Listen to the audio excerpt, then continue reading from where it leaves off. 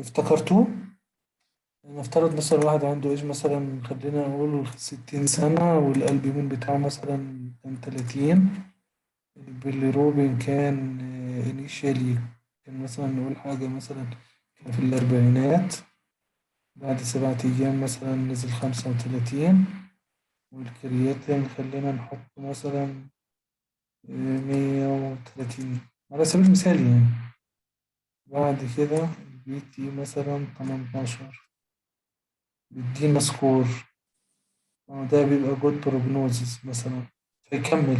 يعني هو بيتهيألي يعني نكمل بريدنيزولون ولا نشوف استراتيجي تاني يعني. بس أما قصة السكور التاني كان إن إحنا بقى إيه، هل هيبقى كونزرفتيف ولا نديله علاج؟ هنديله علاج، هنديله طبعا بريدنيزولون هو الأعلى من الدواء التاني، ولو في كونترا إنديكيشن وأي مشاكل كنا بندي اللي هو التاني اسمه إيه، الفنتوكسي. أنا عاد علينا سؤال في الليل سكور ده، إن إحنا بعد أسبوع لازم نقيم البيليروبين، يعني أهم حاجة البيليروبين فيهم، إنه نزل ولا لا، العين اتحسن ولا لا كده يعني. معايا يا شباب سامعيني ولا إيه؟ تمام. هو ممكن ما طب كنتش إيش؟ فاكراه تاني، اللي هو السكور اللي هو البي اف الام انت دي اس. كنت قرأتيه لا جه سؤال. ها، انت ما كنتش معانا فعلا. جه سؤال بعدها انه مثلا عيان احنا بنديله بريدنيزولون تمام، وبعد اسبوع ادانا انفستيجيشن بتاعته تانية. فكنا بقى حسب السكور التاني ده اسمه ليلي سكور. بنشوف طبعا هو زي الكيو ريسك والكلام ده احنا مش بنحفظه يعني او مش بنعمله. بس هو بيقيم هل العيان ده يكمل بريدنيزولون، هل هو بيستفيد فالبيليروبين بيقل والبي تي مش كبيرة قوي والقصة دي، ولا انه لازم يعني نعتمد استراتيجي تاني وهو مش مستفيد من العلاج يعني. هو تمام. كويس ان احنا قلنا الموضوع يعني. يبقى الكحول هيباتيتس الام دي اس والليليز دول يمشي بيه. تمام. بالظبط. هو كان الشورت حقه كان الشورت، مش الشورت، سوري، الشورت من 11 صح؟ بيحسب 11 أو 12. إيه، لو كان أقل ما حكمل، لو كان أكتر حكمل. والله انا مش فاكر بصراحه كان قال قد ايه، بس انا فاكر قصه 11 دي بصراحه. ثواني كده عشان أيوة. كاتبها على الموقع. صح كلامك مظبوط، انا فاكر كلمه 11. لو كان أقل ما حكمل. كانت مكتوبه على فكره، كانت مكتوبه صح؟ في السؤال، كانت مكتوبه في السؤال. أيوة، أنا تذكرت السؤال. بس أنا بقدر أتذكر إنه اللي هو أكتر من 11 أنا حكمل ولا ما حكمل. يعني إنه حكمل في التريتمنت. أنا بتذكر حاجة أقل إنه ما حكمل، أو تقريبا أكتر حكمل يعني. امم الله برافو عليك، انت جبتي حاجه انا فعلا كنت ناسيها. موضوع التارجت ده بالظبط كان قد ايه؟ كان تقريبا لو اقل من 11 نكمل. مش عايز اقول بقى يمكن غلط. تارجت او تارجت، نكتب تارجت يمكن يجيب لنا حاجه. تارجت بتاعتها.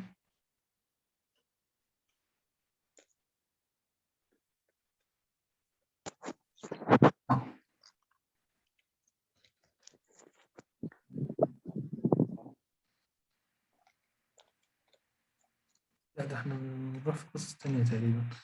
طيب خليها نبقى نعمل عليها بحث، بس الدكتورة ميادة تجيبها إن شاء الله، لأن هي اللي طلعت القصة دي. أنا تاني ما حتكلم. هي بالعكس والله، لما تتعبي في حاجة مش هتنسيها أبدا.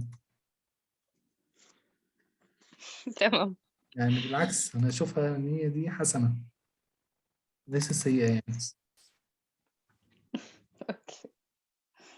طيب إيه رأيكم ناخد نكمل؟ معلش سوري يا دكتورة ميادة اتفضلي. عادي.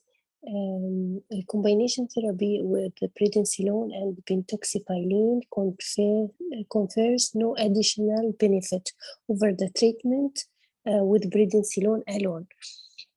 Whilst the use of N-acetylcysteine as monotherapy in alcoholic hepatitis is not recommended, in one randomized controlled trial, combination therapy with prednisolone and N-acetylcysteine was shown to be superior to prednisolone monotherapy, reducing mortality at 28 days, largely due to reduction in the incidence of hepatorenal syndrome and superimposed infection.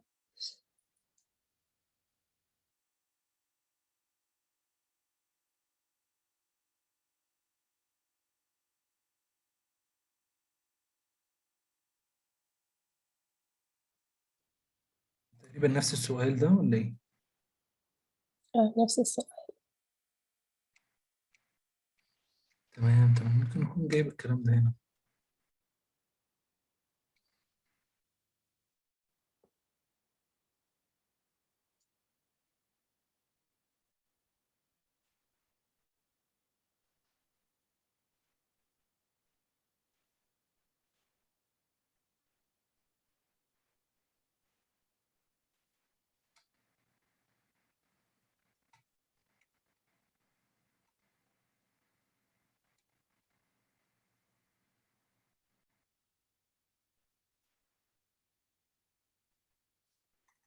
هنا بيقول 18 سنة old migrant from Syria present to you after recent successful application for asylum.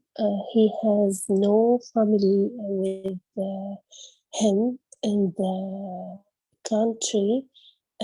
Since he can remember, he gets severe burning pain and tingling in the hand and feet, particularly after exertion, or when weather temperature are extremely hot or cold. He remembers once having transient episode of slurred speech and right facial drop that lasted less than 24 hours. He has never had opportunity to consult about his problem.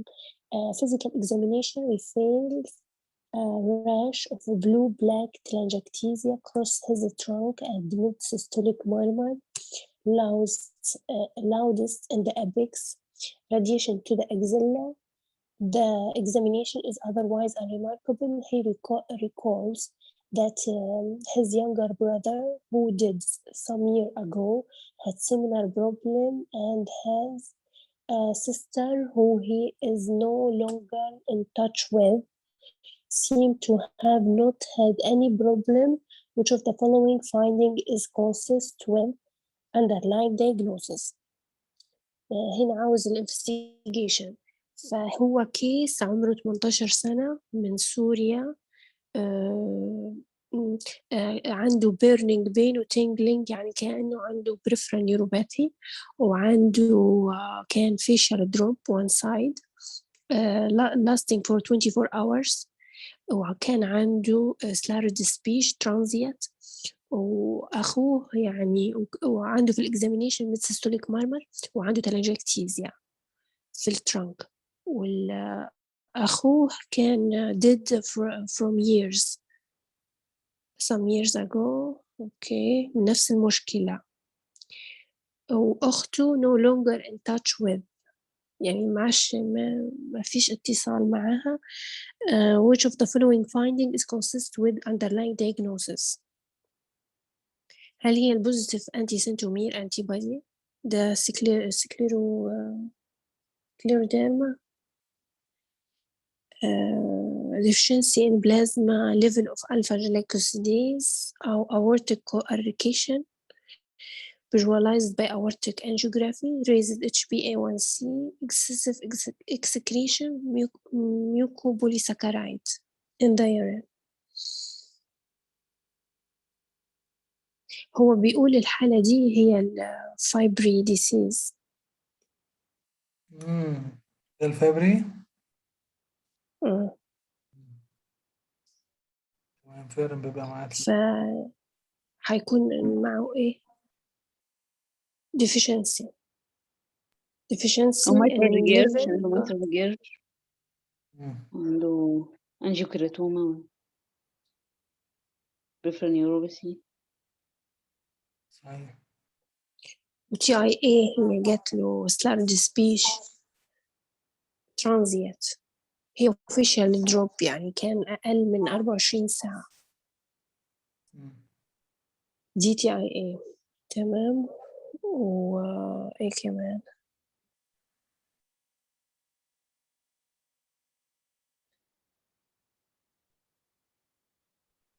فحيكون الألفا جليكوسيديز ليفل هو يكون عنده deficiency.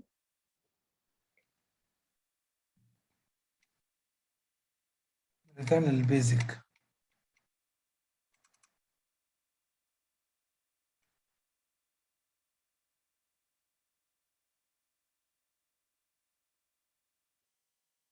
Fibry disease is X-linked recessive lipid storage disorder in which there is deficiency in fat enzyme alpha glycosidase. The result is accumulation in alpha lactoseramide in the various tissue, including the kidney, liver, blood vessels, nerve, ganglion. It often presents with severe features in childhood, adolescence, but can also less typically present in the 5th or 6th decade with milder features. The clinical features of Fibry disease include acroparesthesis, tingling or burning pain, hand and feet triggered by stress such as emotion or extreme temperature, سواء كان hot or cold or exercise. Angiokeratoma, corpus diffusum, lightly viscous, deep red, blue, black papule on the trunk. In the bathing trunk distribution. الكاردياك بيكون عنده mitral valve prolapse أو regurgitation usually, but any valvular disease defect can occur. بس أكثر شيء إنه mitral valve prolapse and regurgitation.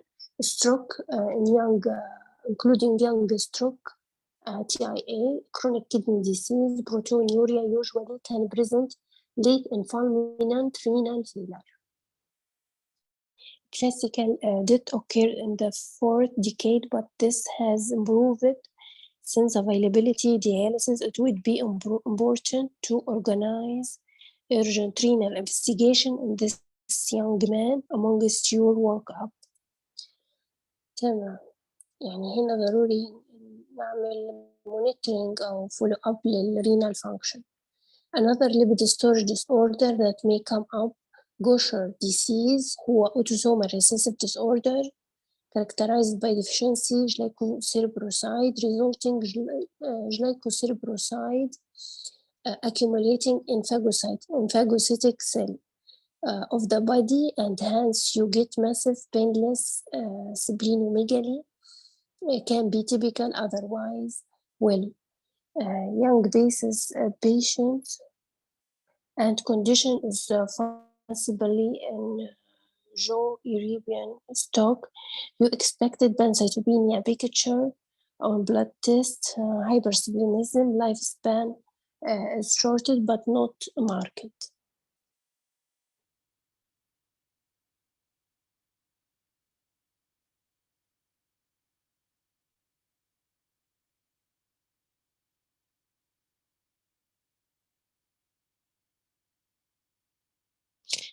glycogen storage disease, von Cleric disease هو deficiency في أعتقد دي حفظ يعني مهما قرأناها بتهيألي يعني مرت علينا فمش نستهلك وقت، بس أنا إيه نعديها، بس إيه تبقى واجب بقى هوم وورك بقى